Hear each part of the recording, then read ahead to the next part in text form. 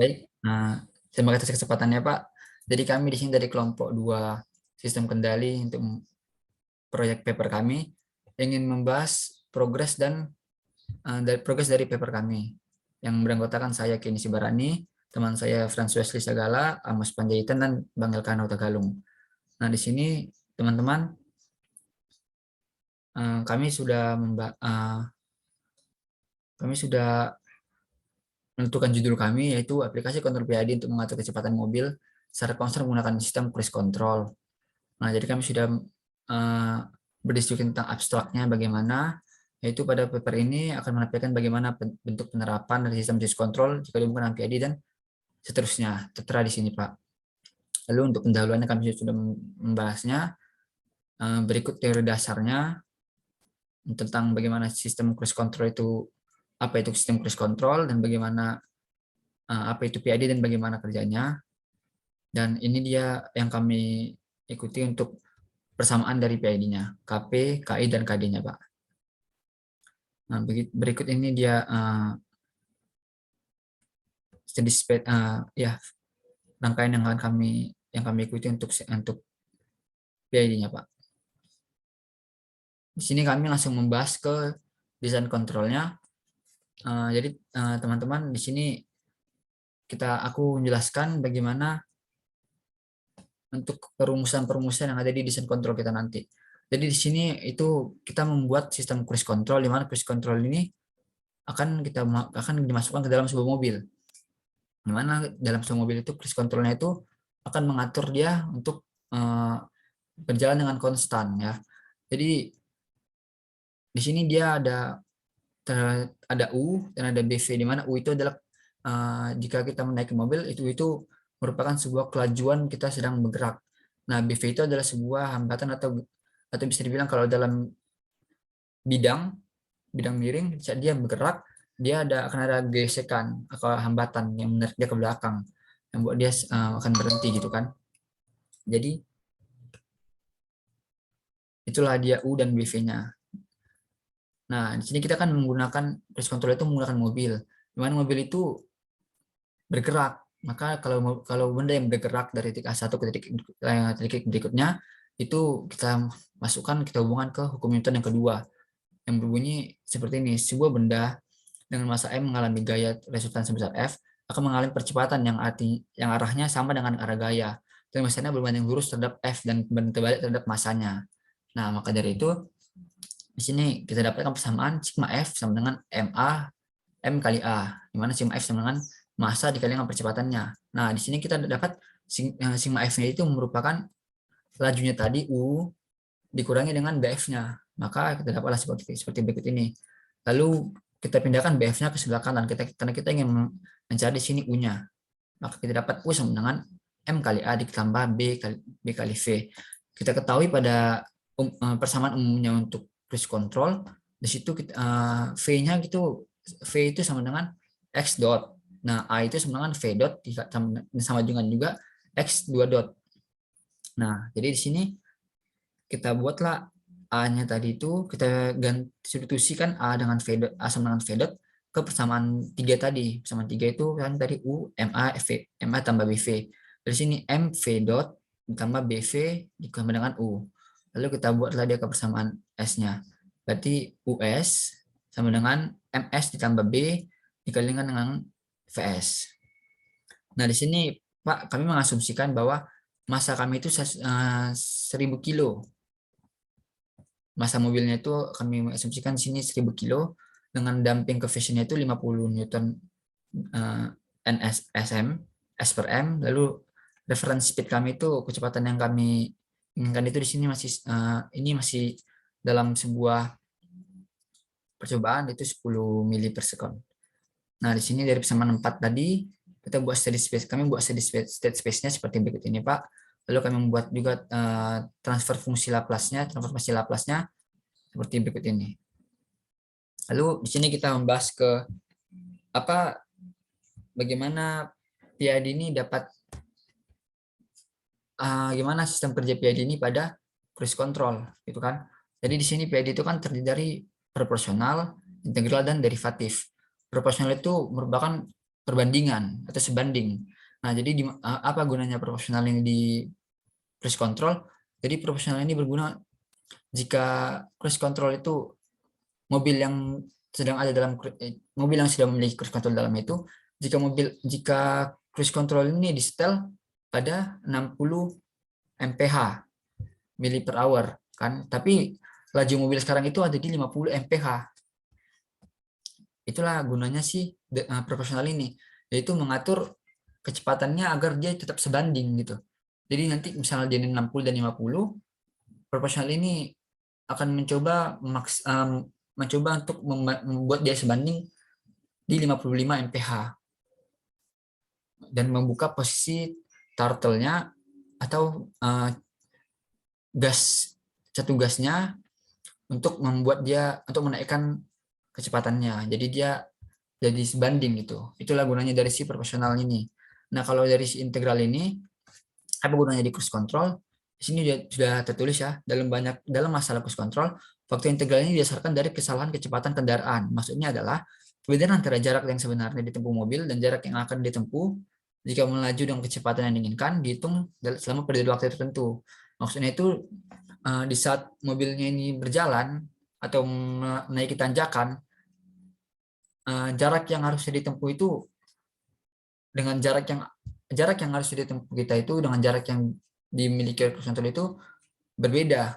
Nah, itulah gunanya integralnya itu untuk menambahkan kecepatannya agar jika dia ada naik tanjakan itu agar sesuai dengan jarak yang ditempuh dengan jarak yang ada di cruise controlnya. Kurang lebih seperti itu. Lalu untuk derivatif itu kan merupakan turunan.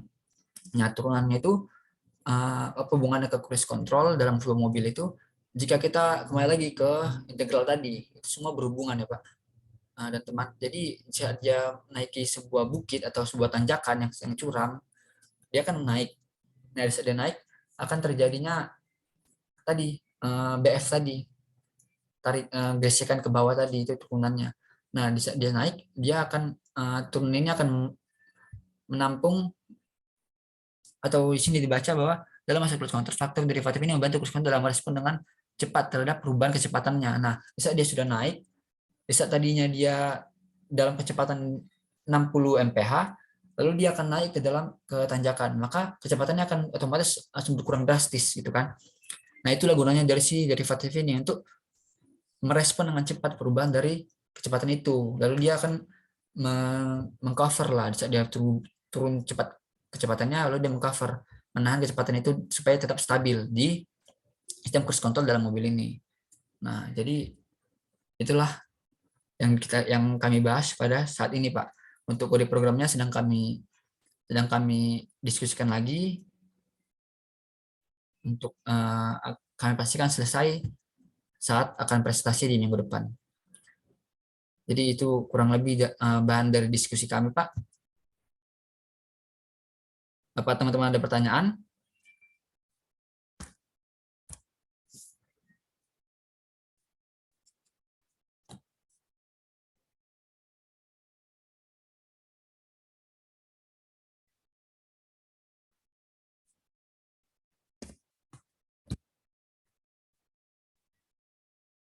Gimana teman-teman? Apa ada pertanyaan?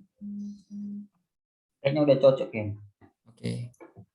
Bang Elkana, Amos, gimana? Ya, udah bisa Gen.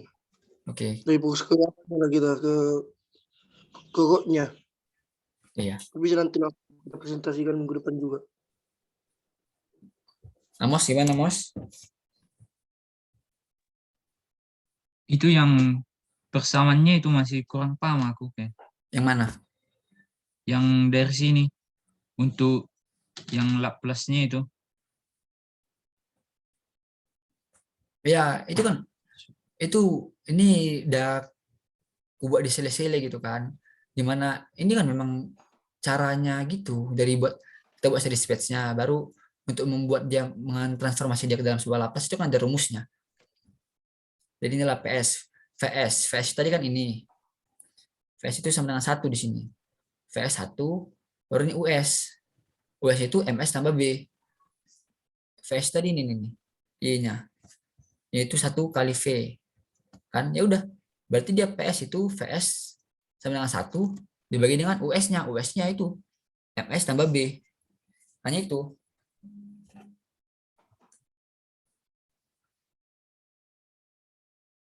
Gimana?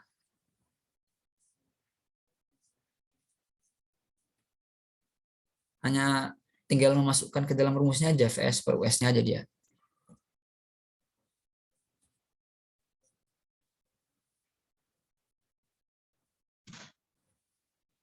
Terus itu kan yang persamaannya itu 1, 2, 3, 4. 4 lagi kau buat. Terus di situ Y sama dengan 5 ini 5. Oke, makasih sudah koreksi ya teman.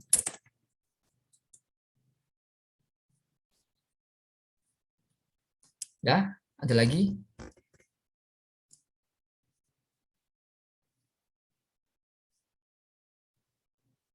itu kan nggak lebih baik kita buat yang di persamaan 4-nya itu kan. Yang diketahui A sama dengan V dot sama dengan X dot. Nah, Itu nggak lebih baik kita buat di situ alasannya kenapa nggak memakai X2 dotnya.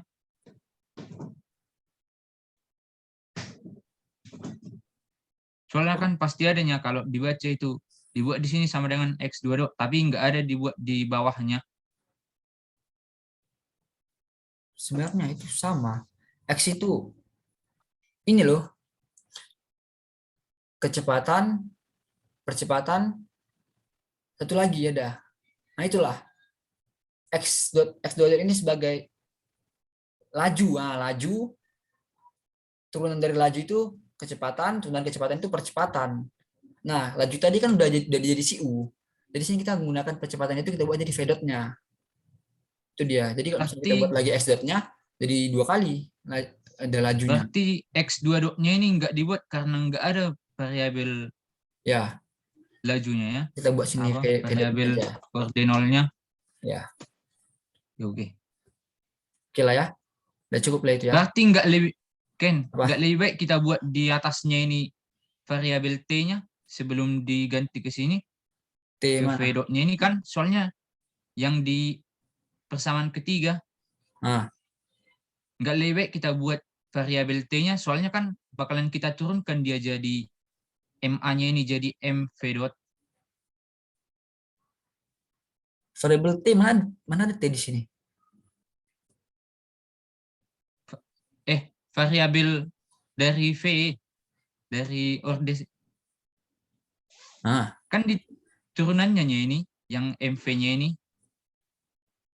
dari A kan kalau BV ini baru bukan turunannya, BV itu memang dari atasnya memang bukan ada.